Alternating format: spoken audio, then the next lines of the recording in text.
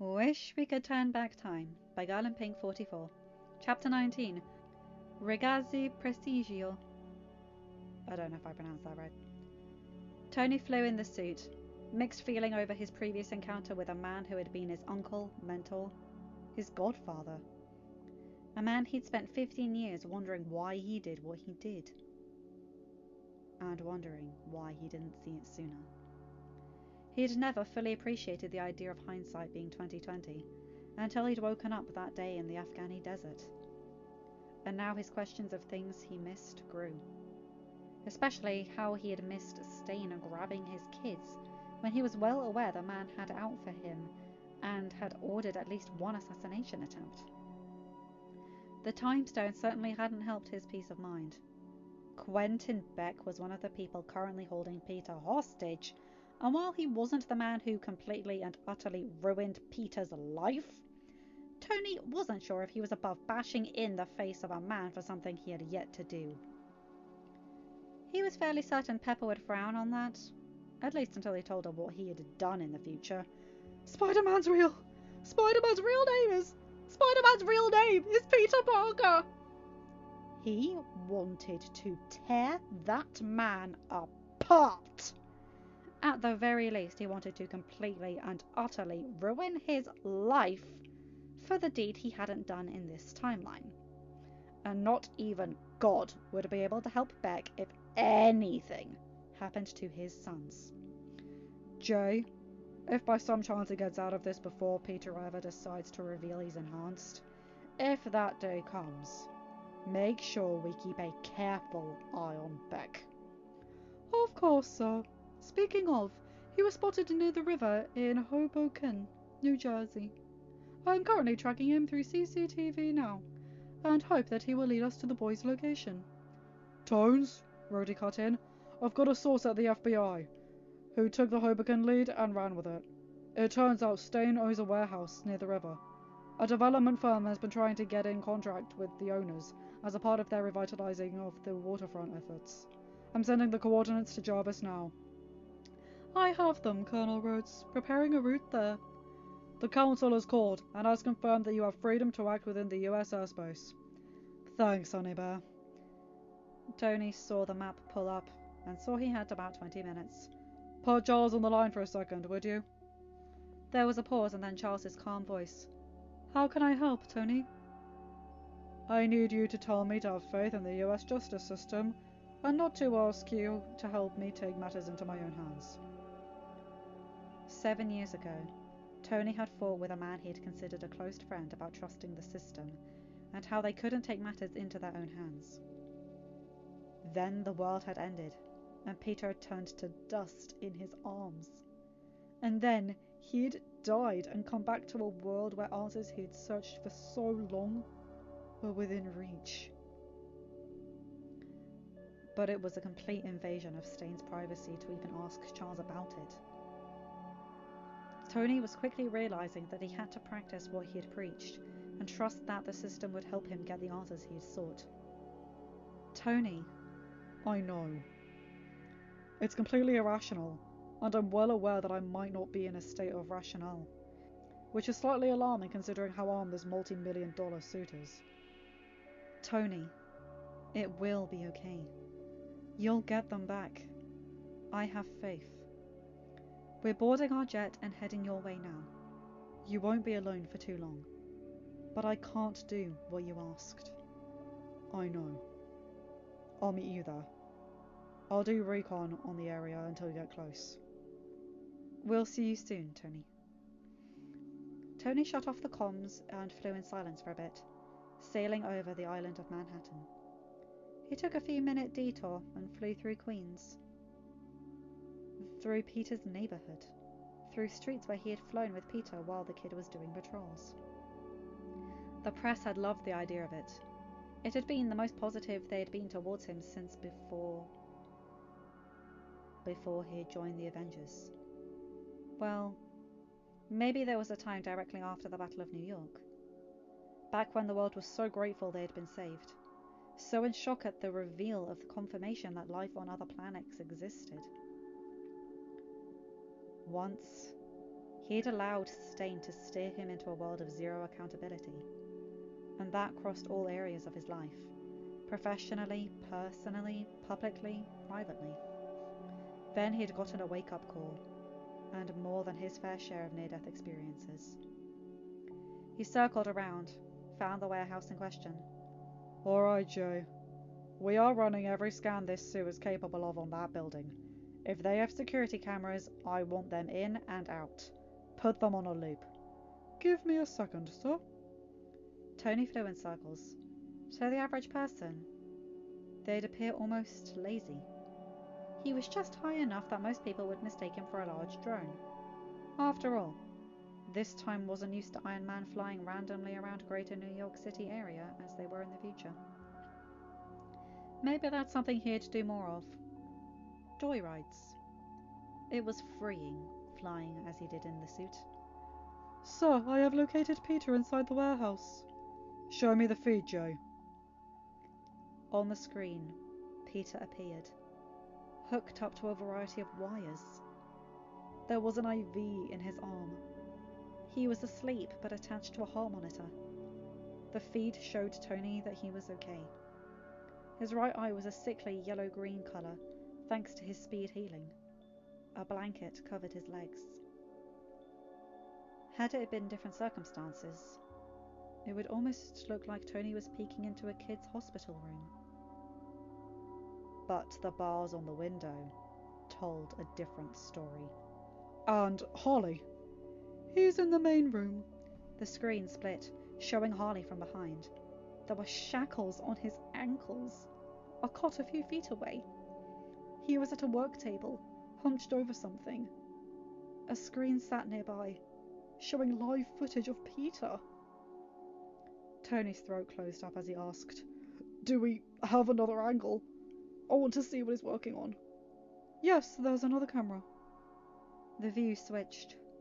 A drone sat on the table, in front of Harley, as he was taking it apart. Dozens of pieces lay there. Beck stood a few feet away, staring at a computer monitor. An arc reactor sat on the table, probably a backup for Stain's suit, definitely made by Harley. Tony's blood began to boil. It looked like they were threatening Harley with Peter. Logically, if he didn't take Peter's enhancement into account, that was the logical choice. It took no time for Harley to get as attached to Peter as he was to his own sister. And if they knocked Peter out to take him, and kept him sedated the whole time, they unknowingly kept the biggest threat to their plan as a non-issue. Tony wondered how they'd worked around his metabolism. Or perhaps at his young age, it was closer to an adult, and these idiots didn't realize something was off. It was an avenue to study as he continued to work to recreate Peter's meds. Yet another thing on his list he'd neglected because he thought he had more time. The kid was supposed to be a kid in Queens, play with his best friend as the duo embraced the second round of childhood. "Tony?" "You close, honey bear?" "We're landing about half a mile away on top of a parking garage." Tony saw the jet and rushed over to land nearby as the group deplaned and circled around. "According to Joe's recon, there's a dozen mercenaries in there, as well as many scientists." "I suspect the latter will surrender shortly after we take care of the former." Charles nodded. "I've got a backup of their systems in case they try to dump things on their way out. That's ready for whoever wins the jurisdictional rights." He raised his helmet and looking at his new teammates. It felt odd, working together as a team for this fight. A fight where he had been previously alone. A change. But a good one, perhaps. "I think the Fates will, considering 4 different states are involved." "At least I'm not the direct subject of the investigation this time," Tony shrugged. "You guys go in on the ground. I'll provide support from the air and pick up any stragglers." Rhodey nodded. "The FBI are currently forming a perimeter at a 3-block radius. We will make sure this happens as clean as possible." Magneto nodded. "But we are the ones entering." That earned him another nod. We are setting a standard here. For the first time in 30 years, enhanced individuals are openly participating in an operation that is very public. If you are not comfortable with this, then I suggest you turn back now. Magneto crossed his arms. I've always wanted to do what is best for our people. Far too long we have been relegated to the shadows, and tried to hide who we are and our gifts. If Charles is right, and this can help our cause, then I would be a fool to not be a part of it. Tony lowered his helmet. Let's move out. Once the building is secured, there will be nothing that stops me getting to my boys. Rhodey, we will need a medic on standby. One that's willing to sign an NDA. Jay, send a snapshot of the footage to his phone. Rhodey pulled out his phone and looked at it, hissing when he saw his nephew on the bed. I'm on it. Tony took to the skies as the others moved out, Charles's wheelchair moving pretty fast. Perhaps he had one specifically made for missions. Maybe when this was over, he should sit down with his new allies and learn more about their pasts.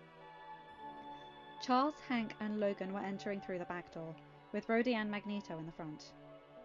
Tony flew about 100 feet in the air, looking at heat signatures in the one-story building. Despite his deep need to be in there on the ground with the team, he was well aware that his self-control would give out when he faced with the people who had helped take and harm his children. Part of being a part of this new team was learning that he couldn't, and perhaps shouldn't, take everything on himself. He had to trust them, even with something as important as Peter and Harley. Even with Rhodey being the only one to know just how far Tony was willing to go for his kids. Logan, you've got your heat signature about 5 meters away from you around that corner. Rhodey, you've got one about 7. He watched the heat signatures react. Jay, tag Halsey's and Peter's positions in the building for me, so I can see when someone comes close. Right away, sir. There were 2 new dots on his HUD, and he observed them. Charles, you're about 20 meters from Peter. It looks like you take a right at the fork in the hallway, and he's the 3rd door on the right. Of course. Magneto, you're the closest to Harley. Logan, you're almost there on the other side. About half the mercenaries were taken out, subdued and being extracted by agents who were backup for the core team. The other half were between the team and the main room, with most of the science staff being inside. I've got Peter, Tony, though I hesitate to move him without a medic present. Charles's voice came over the comms, and Tony let out a breath of relief. One son was safe. And Tony? He's okay, dreaming of working with you in the lab. He's going to grow up to be a fine young man. Tony smiled at the idea of Peter's dreams being of the lab days they had. Thank you, Charles.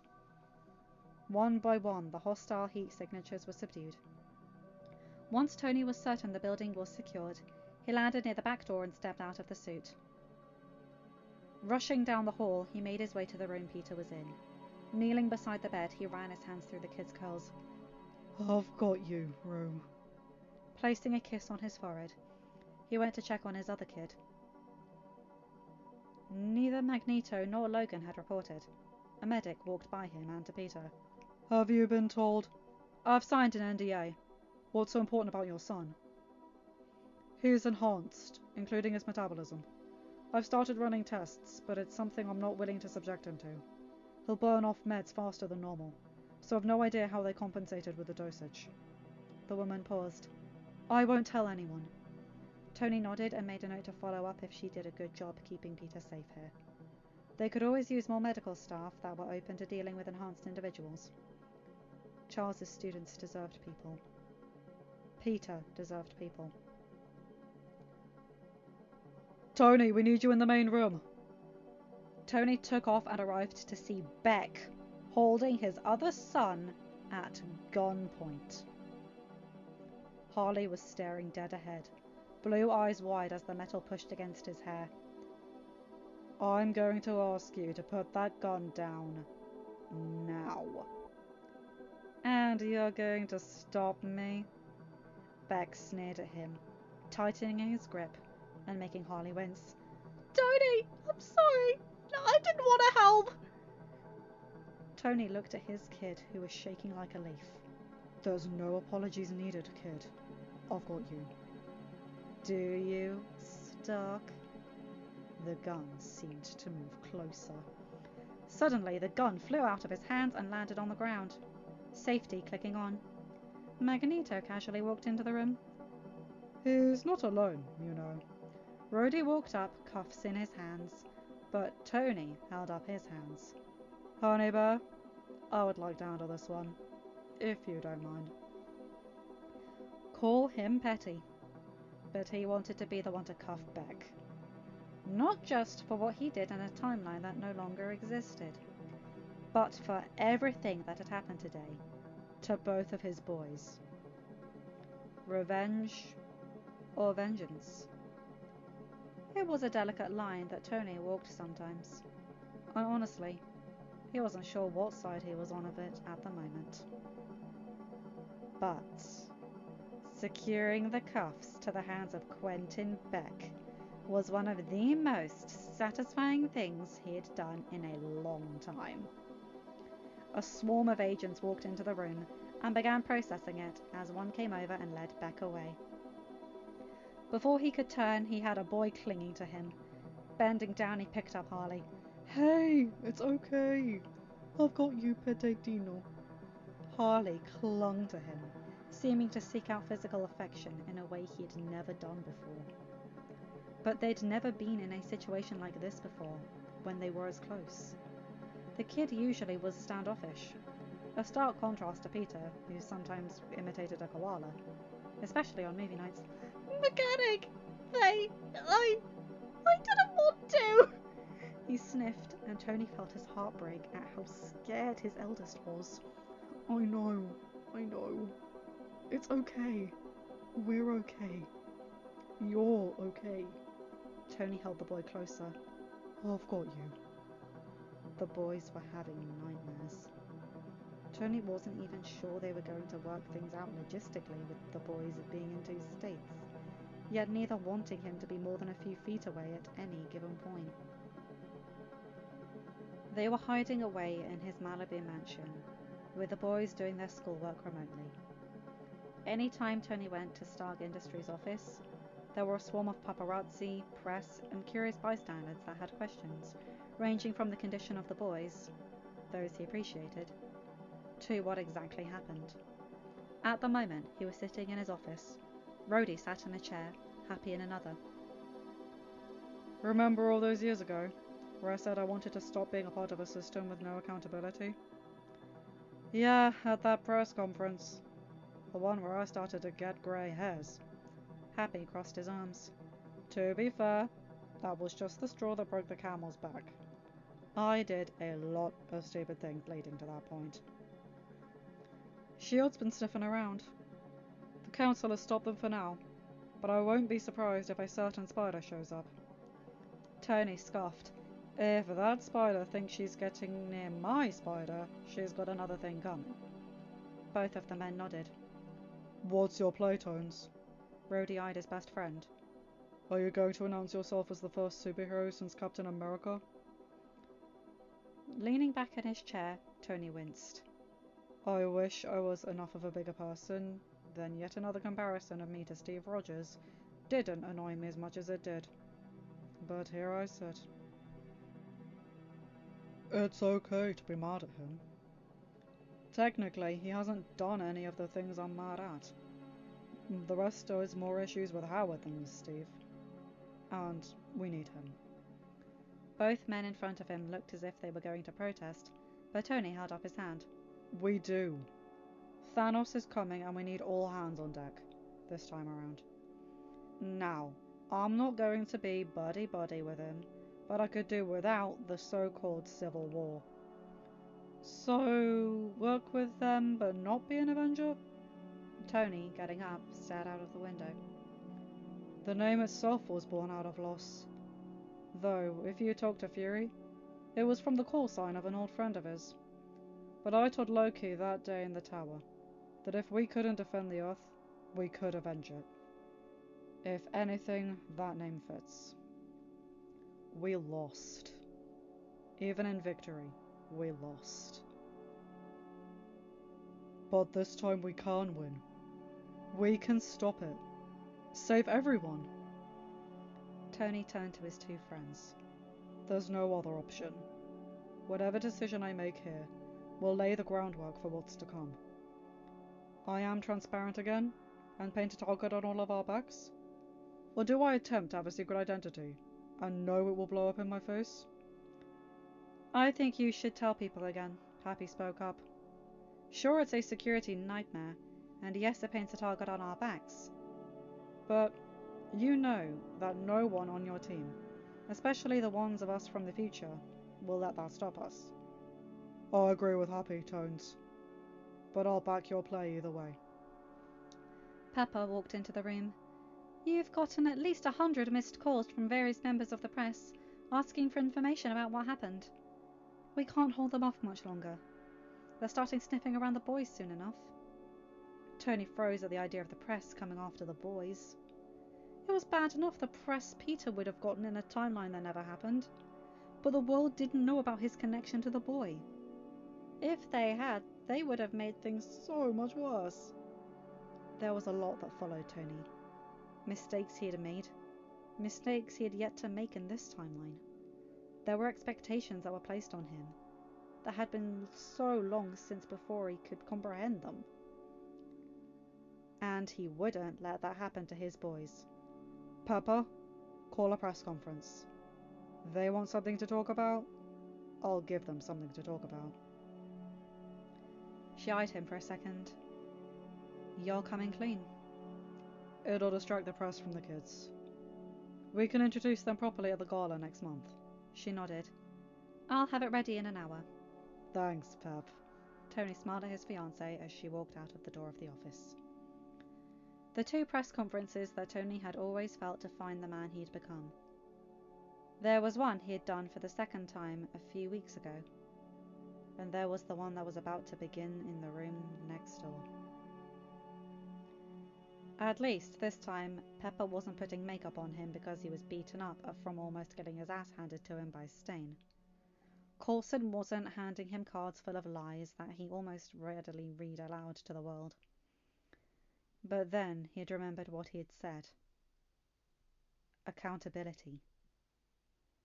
His weapons had been solved everywhere, with no input from him. Because he'd let Stain do whatever he wanted, so Tony could do whatever he wanted. There were times where he hated that about his former self. Then, almost a decade later, he chose accountability again.